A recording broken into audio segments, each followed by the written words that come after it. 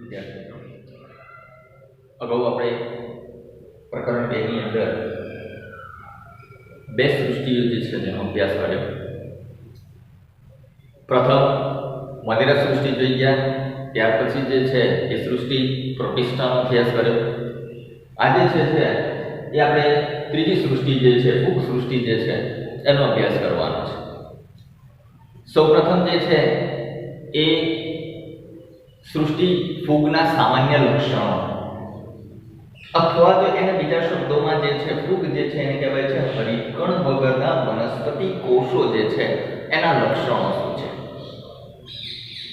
સૌપ્રથમ જે છે અહીં આપેલું છે મુજબ કે ફૂગ જે છે એ ફૂગનો વસવાટ, કે ભાઈ ફૂગ જે છે એ ફૂગ ક્યાં જોવા મળે આપણને, તો સામાન્ય રીતે એમ કીધું છે કે ભાઈ સર્વત્ર દરેક જગ્યાએ ફૂગ જે છે આપણને જોવા મળતી હોય છે. ખાસ કરીને જે છે એ ત્રણ વિસ્તારો આપ્યા છે કે હવા, પાણી, જમીન. કે હવા, પાણી, જમીન પર જે છે એ ફૂગ જોવા મળતી હોય છે.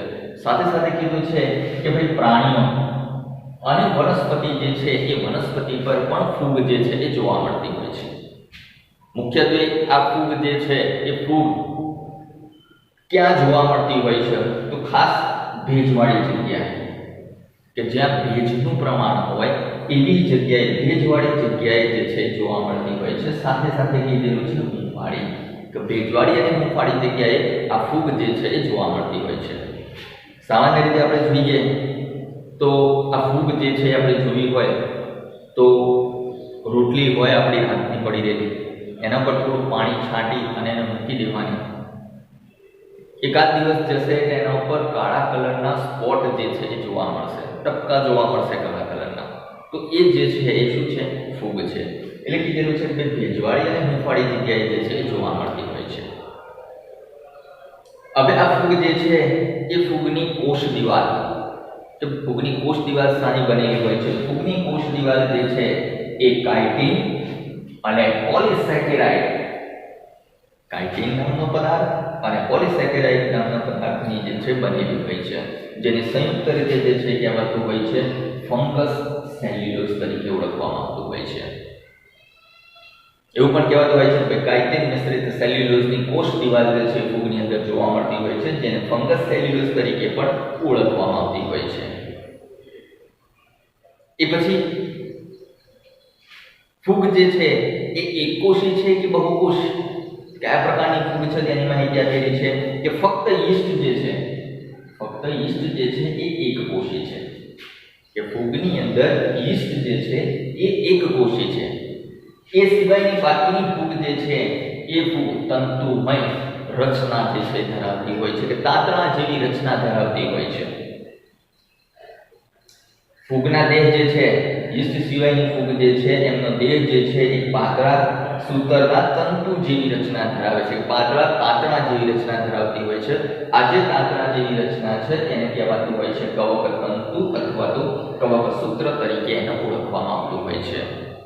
હવે આ કવક તંતુ કે કવક સૂત્રો જે છે એ ભેગા મળે છે અને જાળા જેવી રચના કરે છે, તો એને કહેવાતું હોય છે કવક જાળ.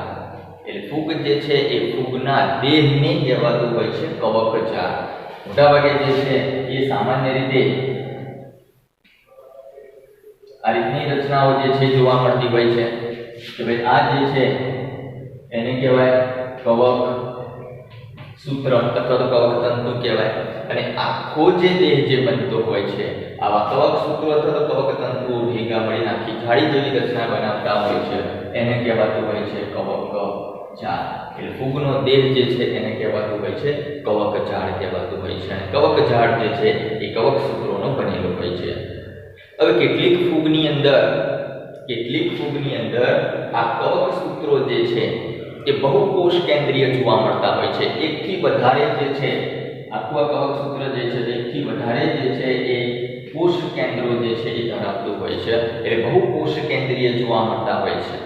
કેટલીક ફૂગ જે છે એ ફૂગની અંદર આડા પડદા અને ત્રાંસી દિવાલો જે છે એ જોવા મળતી હોય છે. તો કેટલીક ફૂગ જે છે આડા પડદા અને ત્રાંસી દિવાલો જે છે એ ધરાવતી હોય છે. ત્યાર પછી આપેલું છે કે ફૂગ જે છે એ ફૂગની અંદર પોષણ પદ્ધતિ, કે ભાઈ આ ફૂગ જે છે એ ખોરાક કઈ રીતે મેળવે છે. આપણે તો શરૂઆતમાં જ કહી દીધું હરિતકણ વગરના વનસ્પતિ કોષો છે. જો હરિતકણ ધરાવતા હોત તો એ પ્રકાશ સંશ્લેષણ કરી અને પોતાનો ખોરાક જાતે બનાવી લે, એટલે સ્વયંપોષી કહેવાય. પણ અહીંયા તો હરિતકણ વગરના છે એટલે એમને પોષણ માટે જે છે શું કરવું પડે છે, બીજા ઉપર આધાર રાખવો પડતો હોય છે. એટલે ફૂગ જે છે એ ફૂગની પોષણ પદ્ધતિ જે છે એ વિષમપોષી કીધેલી છે. પહેલું આપેલું છે કે કેટલીક ફૂગ જે છે એ મૃતોપજીવી પોષણ પદ્ધતિ ધરાવે છે. કે આવી ફૂગ જે છે શું કરે છે, તો મૃત ઘટકો કે જે મૃત્યુ પામેલા છે એવા ઘટકોમાંથી જે છે એ દ્રાવ્ય કાર્બનિક દ્રવ્ય જે છે એ મેળવે છે. દાખલા તરીકે મશરૂમ અથવા તેના બીજા શબ્દોમાં કહેવાય બિલાડીનો ટોપ. ઘણી જગ્યાએ જે છે એ ચોમાસાની અંદર તમે જોયું હશે તો લાકડું પડ્યું હોય અથવા તો કચરો જ્યાં પડી રહ્યો હોય ત્યાં જે છે એ છત્રી જેવી રચના જોવા મળે છે, જેને કહેવાતો હોય છે બિલાડીનો ટોપ. કે ત્યાં રહેલા એ મૃત પદાર્થ કે લાકડું પડ્યું છે, ટુકડું પડ્યું છે, તે મૃત છે, તો એમાંથી જે છે એ પોષણ જે છે એ મેળવતું હોય છે. બીજું આપેલું છે પરોપજીવી, કે કેટલીક ફૂગ જે છે એ જીવંત વનસ્પતિ અને જીવંત પ્રાણીઓ પર પોષણનો આધાર રાખે છે. કે કેટલીક ફૂગ એવી હોય છે કે જીવંત વનસ્પતિ પર જે છે આધાર રાખતી હોય છે, કેટલીક જીવંત પ્રાણીઓ પર આધાર રાખતી હોય છે. ઉદાહરણ તરીકે પિક્સિનિયા અને આલ્બ્યુગો આપેલું છે. આ આલ્બ્યુગો જે છે એ રાઈના છોડ પર પરોપજીવન ગુજારતું હોય છે. આલ્બ્યુગો ફૂગ જે છે એ રાઈના છોડ ઉપર પરોપજીવન જે છે ગુજારતું હોય છે. કેટલીક ફૂગ જે છે એ સહજીવન ગુજારતી હોય છે, એટલે સહજીવી પોષણ પદ્ધતિ. તો કેટલીક ફૂગ જે છે એ લીલ સાથે પરસ્પર લાભદાયી સહજીવન ગુજારે છે, જેને કહેવાતું હોય છે લાઇકેન. મારા આગળ ભણવાનું આવશે જ કે લીલ અને ફૂગ બંને એક સાથે જે છે રહેતા હોય છે, પરસ્પર લાભદાયી જીવન ગુજારતા હોય છે, સહજીવન સાથે જીવતા હોય છે, તો એને લાઇકેન કહેવાતું હોય છે. કેટલીક ફૂગ જે છે શું કરે છે, તો વનસ્પતિના મૂળ સાથે જે છે એ પરસ્પર લાભદાયી સહજીવન ગુજારે છે, તો એને કહેવાતું હોય છે એવા મૂળને કવક મૂળ. કે જે મૂળ પર ફૂગના તાંતણા વીંટળાયેલા હોય તો એવું મૂળ જે છે કવક મૂળ કહેવાતું હોય છે. હવે આ ફૂગ જે છે એ પોષણ મેળવી લીધું, પોષણ મેળવ્યા પછી એ ખોરાક કયા સ્વરૂપે પોતાની અંદર સંચિત એટલે કે જમા કરે છે, તો સંચિત ખોરાક જે છે એ ગ્લાયકોજન અને મેદબિંદુ સ્વરૂપે ફૂગની અંદર જે છે એ જોવા મળતો હોય છે. ત્યાર પછી આપેલું છે કે ભાઈ ફૂગની અંદર પ્રજનન જે છે પ્રજનન કઈ રીતે થાય છે. તો ત્રણ પ્રકારો જે છે પ્રજનનના આપ્યા છે કે ફૂગ ત્રણ પ્રકારે પ્રજનન કરતી હોય છે: વાનસ્પતિક પ્રજનન, અલિંગી પ્રજનન અને લિંગી પ્રજનન.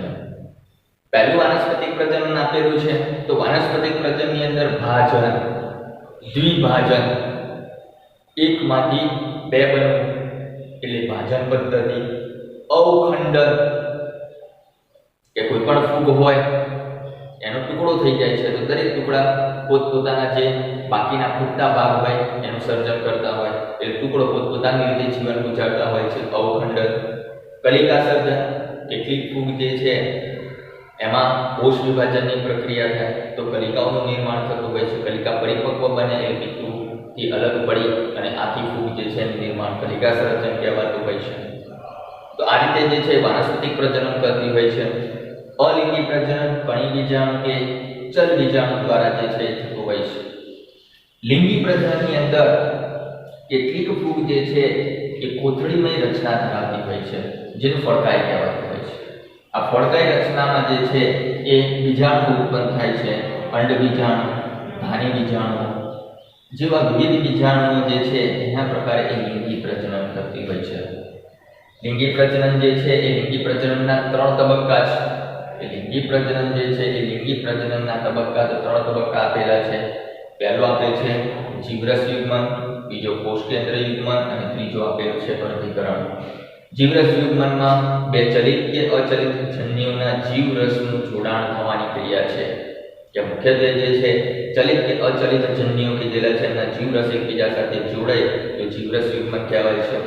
ત્યાર પછી જે છે કોષકેન્દ્ર યુગ્મન થાય છે. તો કોષ કેન્દ્ર યુગ્મની અંદર જન્યુઓના બે કોષ કેન્દ્રો જોડાવાની પ્રક્રિયા થાય છે અને અર્ધીકરણની અંદર ફલિતાંડમાં અર્ધીકરણ થઈ એકકીય બીજાણુ જે છે ઉત્પન્ન થતા હોય છે। તો આ રીતે જે છે એ લિંગી પ્રજનન જે છે લિંગી પ્રજનનની પ્રક્રિયા જે છે 3 તબક્કાની અંદર જે છે જોવા મળતી હોય છે। મુખ્યત્વે જે છે એ ફૂગના સામાન્ય લક્ષણો જે છે એ સામાન્ય લક્ષણો આપણે જોયા છે। ત્યાર પછી જે છે એ અલગ અલગ વર્ગની ફૂગો જે છે આપણે ક્રમશઃ જે છે એ જોતા જઈશું।